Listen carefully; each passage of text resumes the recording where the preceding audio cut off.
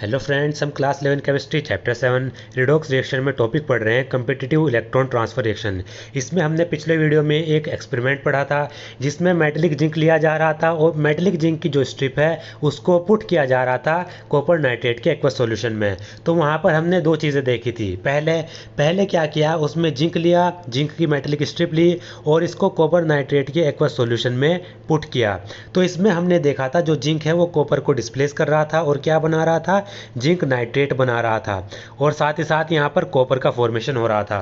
तो जिंक यहाँ पर क्या कर रहा था, जिंक यहाँ पर 2 इलेक्ट्रॉन लूज कर रहा था और जो ये जिंक ने 2 इलेक्ट्रॉन लूज किए उनको कॉपर गेन कर रहा था। इसलिए इस रिएक्शन में जिंक का ऑक्सीडेशन हो रहा था और कॉपर का रिडक्शन हो रहा था। ये हमने देखा। उसके बाद हमने देखा यहाँ पर कॉपर की स्ट्रिप ली गई और कॉपर की स्ट्रिप को पुट किया गया जिंक नाइट्रेट के सॉल्यूशन में। तो इसमें देखा गया कि यहाँ पर कोई भी रिएक्शन नहीं हुई। यहाँ पर जो कॉपर है वो जिंक को डिस्प्लेस नहीं कर पाया। तो इससे यहाँ पर एक रिजल्ट निकला था। वो रिजल्ट था कि जो जिंक होता है वो कॉपर को उसके सॉल्यूशन से डिस्प्लेस कर देता है, जबकि जो कॉपर होता है वो जिंक को उसके सॉल्यूशन से डिस्प्लेस नहीं कर पाता। इसलिए जो जिंक है वो ज़्यादा रिएक्टिव होता है कॉपर से। ये वाला रिजल्ट यहाँ पर निकला था, ये हमने देखा था। और हमने कुछ रिएक्शन देखी थी जिस रिएक्शन में क्या हो रहा था, जिंक का ऑक्सीडेशन हो रहा था क्योंकि वो इलेक्ट्रॉन लूज कर रहा था और कॉपर का रिडक्शन हो रहा था क्योंकि वो इलेक्ट्रॉन को गेन कर रहा था। अब आज के टॉपिक में हम आज की इस वीडियो में यही टॉपिक आगे पढ़ेंगे जिसमें कुछ और एक्सपेरिमेंट्स हैं, उनको हमें पढ़ना है। Let us extend electron transfer reaction now to copper metal and silver nitrate solution in water and arrange a setup as shown in figure 7.2। Figure 7.2 में जैसा सेटअप दिया गया है इस तरीके से हमको सेटअप करना है। इस सेटअप में क्या हुआ, इस सेटअप में कॉपर का मेटल लिया गया यानी कॉपर स्ट्रिप ली गई और इस कॉपर स्ट्रिप को पुट किया गया सिल्वर नाइट्रेट के सॉल्यूशन में। यानी यहाँ पर क्या हुआ, कॉपर लिया गया और सिल्वर नाइट्रेट का सॉल्यूशन लिया गया। सिल्वर नाइट्रेट यानी AgNO3, AgNO3 का यहाँ पर सॉल्यूशन लिया गया। जैसा कि हम यहाँ पर फिगर में देख लेते हैं, फिगर 7.1 और ये फिगर 7.2। इस फिगर में क्या हुआ, ये हमने यहाँ पर सिल्वर नाइट्रेट का सॉल्यूशन लिया। सिल्वर नाइट्रेट यानी AgNO3 का यहाँ पर सॉल्यूशन लिया गया। AgNO3 का ये सॉल्यूशन कैसा है, यहाँ पर कलरलेस सॉल्यूशन है, इस पर कोई भी कलर अभी नहीं है, कलरलेस सॉल्यूशन है। और इस AgNO3 के सॉल्यूशन में ये कॉपर की जो रोड है ये डिप करके रखी गई। तो इसमें देखा क्या गया, कुछ समय के बाद जो ये सॉल्यूशन है ये ब्लू कलर का हो जाता है। यहाँ पर कलरलेस है, यहाँ पर इसमें ब्लू कलर आने लगा और यहाँ पर आप देखिए पूरा ब्लू कलर का हो गया ये सॉल्यूशन। और जो ये कॉपर की स्ट्रिप थी ये यहाँ पर ब्राउन कलर की थी। तो धीरे धीरे जो ये कॉपर की स्ट्रिप है ये अपना ब्राउन कलर क्या करने लगती है, खोने लगती है। इससे ब्राउन कलर क्या होने लगता है, यहाँ से हटने लगता है, ब्राउन कलर का लॉस हो जाता है। तो दो काम हुए, silver nitrate solution blue colour का हो गया और जो कॉपर की स्ट्रिप है ये कैसी हो गई है, इसने कॉपर की स्ट्रिप ने जो रेडिश कलर का जो है ये रेडिश ब्राउन कलर का जो ये स्ट्रिप थी ये अपना रंग अपना कलर लूज करने लगती है। तो दो चीज़ें यहाँ पर देखी गई।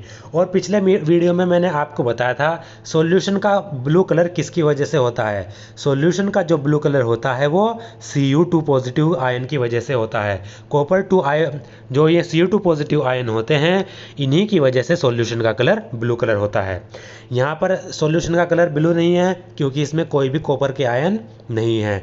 यहाँ पर सॉल्यूशन का कलर ब्लू हो गया, इसका मतलब क्या है, इसका मतलब है कि इस सॉल्यूशन में कॉपर के आयन अभी मौजूद हैं। और वो कॉपर के आयन कहाँ से आए होंगे, वो कॉपर के आयन आए होंगे इस स्ट्रिप से। तो इसमें क्या रिएक्शन हुई होगी, इसमें हुआ होगा कि जो ये कॉपर की स्ट्रिप है इसने कॉपर के आयन लूज किए होंगे और जो वो कॉपर के आयन हैं वो इस सिल्वर नाइट्रेट सॉल्यूशन में गए और इसको ब्लू बना दिया। तो एक बात तो हमें यहाँ पर समझ आ गई कि जो ये कॉपर की स्ट्रिप है, कॉपर ने यहाँ पर क्या किया, इलेक्ट्रॉन को लूज किया। कॉपर ने क्या किया, यहाँ पर इलेक्ट्रॉन को लूज किया और उन इलेक्ट्रॉन को किसने गेन किया होगा, जो इस सॉल्यूशन में Ag है, Ag ने उन इलेक्ट्रॉन को गेन किया होगा। तो कॉपर ने इलेक्ट्रॉन को लूज किया, Ag ने इलेक्ट्रॉन को गेन किया। यहाँ पर ये रिएक्शन देख के हमें पता लग गया। तो आगे पढ़ लेते हैं इसको।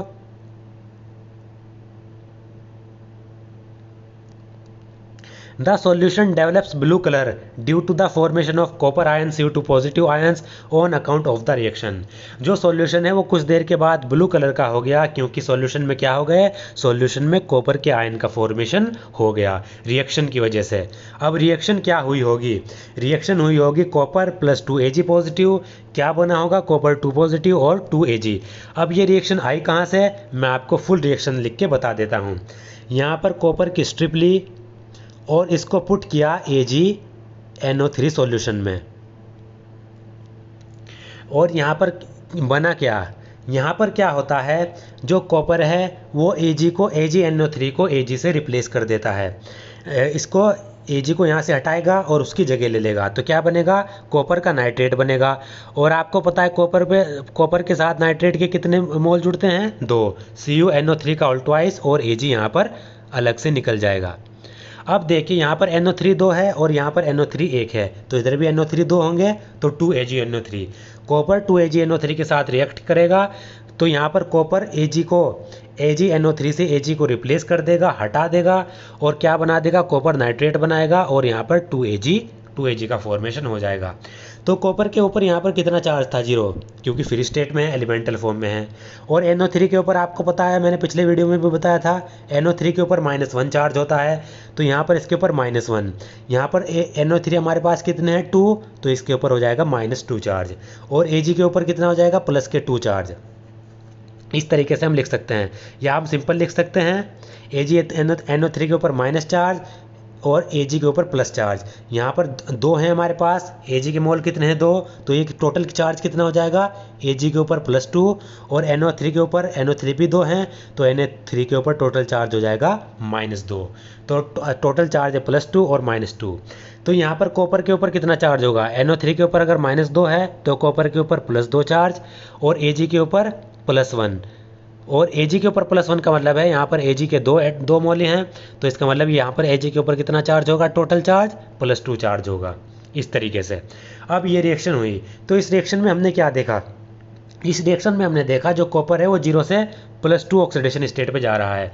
0 से +2 ऑक्सीडेशन स्टेट पे जाने का मतलब क्या है कि कॉपर ने इलेक्ट्रॉन लूज किए होंगे, तो यहाँ पर कॉपर ने क्या किया, इलेक्ट्रॉन को लॉस कर दिया। और ये जो कॉपर ने 2 इलेक्ट्रॉन लॉस किए, ये किसने गेन किए होंगे, ये Ag ने, 2Ag ने गेन किए होंगे। तो जो ये 2 इलेक्ट्रॉन लूज हुए, इनको गेन किया 2Ag ने, और वो किस में कन्वर्ट हो गया, वो कन्वर्ट हो गया, यहाँ पर ये Ag 0 में होगा क्योंकि एलिमेंटल फॉर्म में है, फ्री फॉर्म में है, तो इसको यहाँ पर 0 कर देंगे, ये मिस्टेक हो गई थी, तो इसको यहाँ पर 0 कर देंगे। अब Ag के ऊपर यहाँ पर +2 है, ये वाला +2, तो Ag कॉपर ने 2 इलेक्ट्रॉन लूज किए, अब ये 2 इलेक्ट्रॉन गेन कौन करेगा, Ag करेगा, क्योंकि Ag के पास 2 इलेक्ट्रॉन की कमी है, तो 2Ag ने क्या किया, 2 इलेक्ट्रॉन गेन किए और 2Ag में कन्वर्ट हो गया यहाँ पर इस तरीके से। तो यही रिएक्शन यहाँ पर दिखाई गई है। कॉपर है, कॉपर ने 2 इलेक्ट्रॉन लूज किए, कॉपर 2 पॉजिटिव में कन्वर्ट हो गया। अब जो ये 2 इलेक्ट्रॉन लूज हुए, इनको गेन करेगा 2Ag। अब ये 2Ag 2 इलेक्ट्रॉन गेन करेंगे और किस में कन्वर्ट हो जाएंगे, 2Ag पॉजिटिव 2Ag में कन्वर्ट हो जाएगा। यानी जो सिल्वर के आयन है 2Ag पॉजिटिव है, सिल्वर के ऊपर जो चार्ज था वो खत्म हो गया क्योंकि इसने 2 इलेक्ट्रॉन गेन कर लिए और 2Ag में ये कन्वर्ट हो गया। यहाँ पर इसके ऊपर 0 चार्ज है। तो आप देख सकते हैं यहाँ पर कॉपर इलेक्ट्रॉन को लूज कर रहा है। इलेक्ट्रॉन को लूज करने का मतलब है कॉपर का ऑक्सीडेशन हो रहा है, और Ag पॉजिटिव सिल्वर यहाँ पर क्या कर रहा है, इलेक्ट्रॉन को गेन कर रहा है, और इलेक्ट्रॉन को गेन करने का मतलब है सिल्वर का यहाँ पर रिडक्शन हो रहा है। हेयर कॉपर इज ऑक्सीडाइज्ड, यहाँ पर क्या है, कॉपर का ऑक्सीडेशन हुआ to CO2 positive and Ag positive is reduce to Ag। Copper का ऑक्सीडाइज हुआ और कॉपर ने इलेक्ट्रॉन लूज किए, कॉपर आयन में कन्वर्ट हो गया।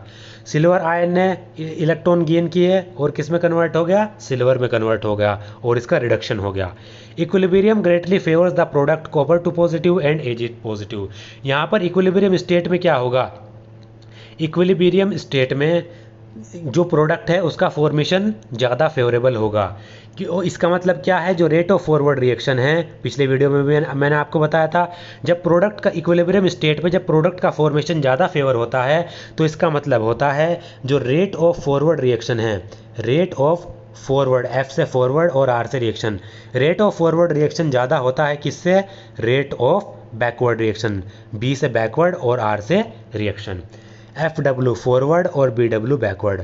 जब भी इक्विलिब्रियम स्टेट पे प्रोडक्ट का फॉर्मेशन ज़्यादा फेवर होगा, इसका मतलब क्या होगा, rate of forward reaction greater होगा रेट ऑफ बैकवर्ड रिएक्शन से।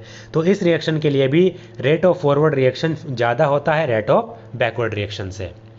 अब यहाँ पर क्या हुआ,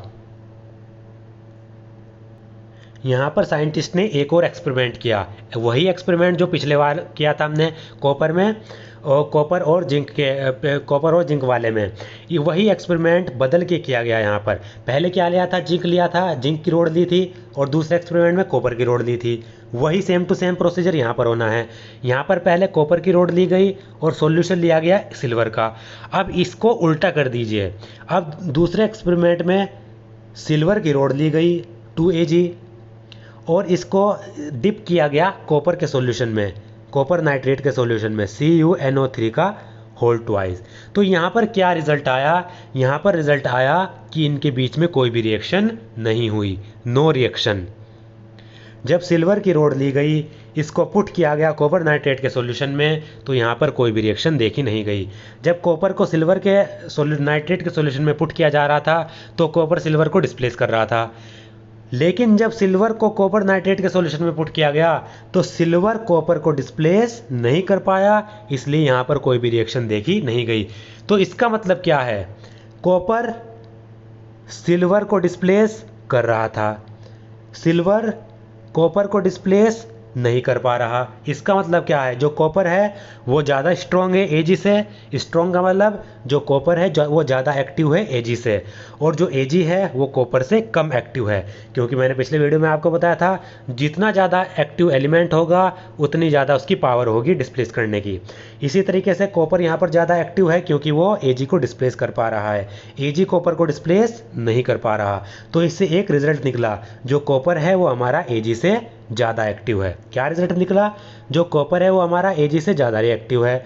और पिछले वीडियो में क्या रिजल्ट निकला था, जो जिंक है वो कॉपर से ज़्यादा एक्टिव है।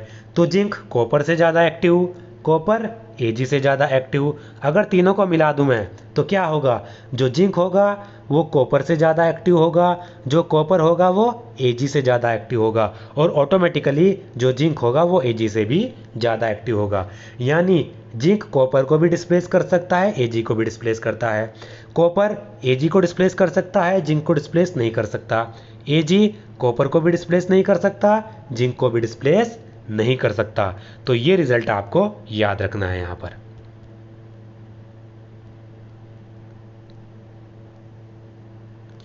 By way of contrast, let us also compare the reaction of metallic cobalt placed in nickel sulfate solution। इसी के साथ हम एक और रिएक्शन देख लेते हैं। इसमें क्या किया, इसमें कोबाल्ट की स्ट्रिप ली गई और उसको निकल सल्फेट सॉल्यूशन में पुट किया गया। तो यहाँ पर जो रिएक्शन हुई वो कुछ इस तरीके से हुई। मैं आपको पूरी रिएक्शन लिख के बता देता हूँ। कोबाल्ट लिया, कोबाल्ट की रिएक्शन कराई NiSO4 के साथ, निकल के सल्फेट के साथ। तो इससे यहाँ पर क्या बना, सल्फेट के ऊपर -2 चार्ज होता है तो निकल के ऊपर +2 चार्ज होगा, कोबाल्ट के ऊपर यहाँ पर 0 चार्ज होगा क्योंकि फ्री है, एलिमेंटल फॉर्म में है। तो इससे प्रोडक्ट क्या बना, इससे प्रोडक्ट बनता है जो कोबाल्ट है वो निकल को उसके सॉल्यूशन से डिस्प्लेस कर देता है। तो कोबाल्ट क्या करेगा, यहाँ पर निकल को डिस्प्लेस कर देगा और कोबाल्ट SO4 बना लेगा, COSO4 बना देगा और निकल को यहाँ पर डिस्प्लेस कर देगा। तो निकल के ऊपर यहाँ पर 0 चार्ज आ जाएगा, SO4 के ऊपर -2, कोबाल्ट के ऊपर +2। तो कोबाल्ट यहाँ पर 0 से +2 पर जा रहा है, तो इसका मतलब इसका ये इलेक्ट्रॉन लूज कर रहा है और इसका ऑक्सीडेशन हो रहा है। मैंने आपको बता चुका हूँ पहले भी। निकल यहाँ पर +2 से 0 पर जा रहा है, तो निकल क्या कर रहा है, इलेक्ट्रॉन को गेन कर रहा है। इसका मतलब इसका क्या हो रहा है, रिडक्शन हो रहा है। यही रिएक्शन यहाँ पर लिखी गई। कोबाल्ट ने 2 इलेक्ट्रॉन लूज किए, CO से CO2 पॉजिटिव में कन्वर्ट हो गया, इलेक्ट्रॉन को इसने रिलीज किया, इसलिए इसका ऑक्सीडेशन हो रहा है। ऑक्सीडेशन, यह जो इलेक्ट्रॉन ये रिलीज हुए इनको गेन करेगा निकल 2 पॉजिटिव। क्यों, निकल के पास इलेक्ट्रॉन की कमी है, तो ये इलेक्ट्रॉन निकल ने एक्सेप्ट किए, गेन किए, और यहाँ पर निकल ने 2 इलेक्ट्रॉन गेन किए Ni2 पॉजिटिव ने, और किस में कन्वर्ट हो गया, निकल में कन्वर्ट हो गया। तो यहाँ पर इलेक्ट्रॉन गेन हो रहे हैं तो निकल का रिडक्शन हो रहा है। तो इस रिएक्शन में कोबाल्ट का ऑक्सीडेशन और निकल का रिडक्शन हो रहा है, ये आपको याद रखना है। यही रिएक्शन जब उल्टे तरीके से की गई, निकल लिया गया, और कोबाल्ट का सॉल्यूशन लिया गया। तो यहाँ पर निकल कोबाल्ट के सॉल्यूशन से कोबाल्ट को डिस्प्लेस नहीं कर पाया, तो यहाँ पर इनके बीच में कोई भी रिएक्शन नहीं हुई। तो इससे रिजल्ट क्या निकला? इससे रिजल्ट निकला हमारा कि जो कोबाल्ट है वो निकल से ज़्यादा स्ट्रॉन्ग है, ज़्यादा एक्टिव है। ये वाला रिजल्ट निकला हमारा।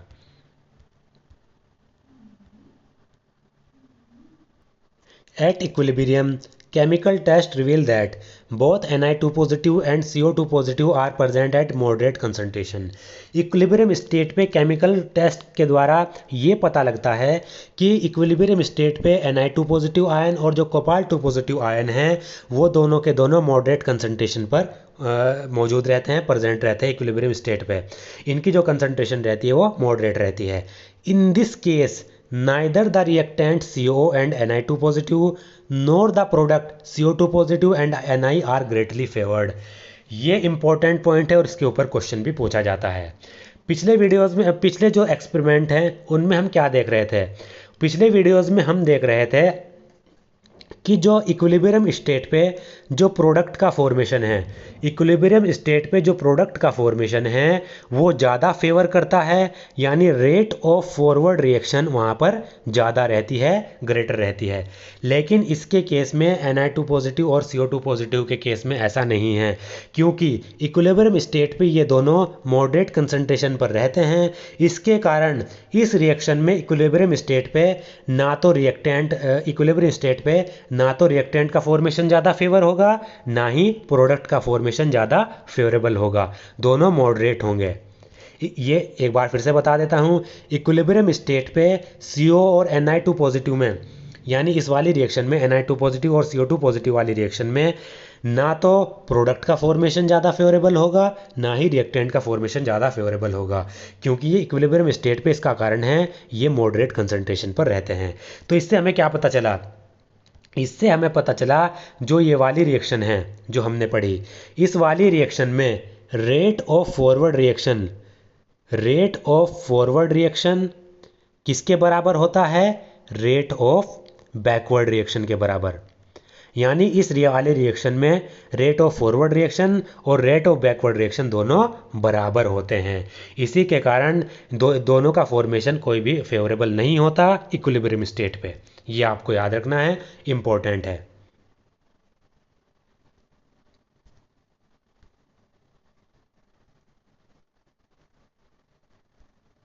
This competition for release of electron incidentally remind us of the competition for release of proton among acids. जो ये यहाँ पर मेटल और मेटल के बीच में जो हम रिएक्शन करा रहे हैं, इन दोनों मेटल्स में इलेक्ट्रॉन के रिलीज के लिए जो एक कंपटीशन हो रहा है कि कौन सा मेटल इलेक्ट्रॉन लूज करेगा। हमें पता लगा कि जो ज़्यादा एक्टिव मेटल होगा वही इलेक्ट्रॉन लूज करेगा, जो कम एक्टिव मेटल होगा वो इलेक्ट्रॉन को गेन करेगा। तो इलेक्ट्रॉन के रिलीज के लिए मेटल्स के बीच में जो कंपटीशन हो रहा है ये हमें किसकी याद दिलाता है? ये हमें याद दिलाता है एसिड्स की, क्योंकि एसिड्स में भी क्या होता था? प्रोटॉन की रिलीज के लिए कंपटीशन होता था।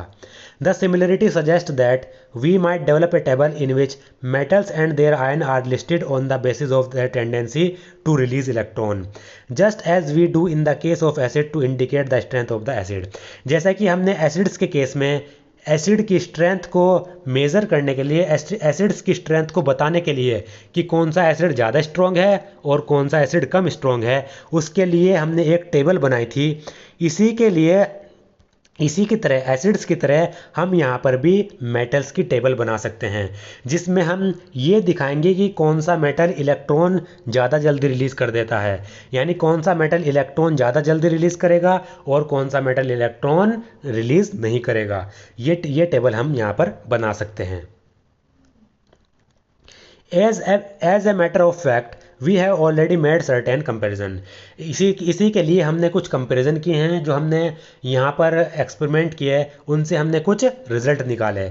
Bye comparison we have come to know that zinc release electron to copper and copper release electron to silver and therefore the electron releasing tendency of the metal is in the order. जैसा कि मैंने बताया, comparison करके हमने ये पता लगा लिया जो जिंक है वो कॉपर को इलेक्ट्रॉन लूज करता है, इलेक्ट्रॉन रिलीज करता है, और जो कॉपर है वो सिल्वर को इलेक्ट्रॉन रिलीज करता है।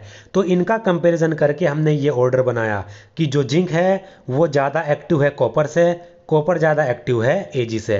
ये वाला हमने यहाँ पर इनका कंपैरिजन करके ये रिजल्ट निकाला। We would love to make our list more vast and design a metal activity series और इलेक्ट्रोकेमिकल सीरीज। हमने यहाँ पर अभी 3 मेटल के लिए किया और दूसरा किया हमने निकिल और कोबाल्ट में। उसमें हमने देखा जो कोबाल्ट है वो निकिल से ज़्यादा एक्टिव है, ये वाला हमारा रिजल्ट आया।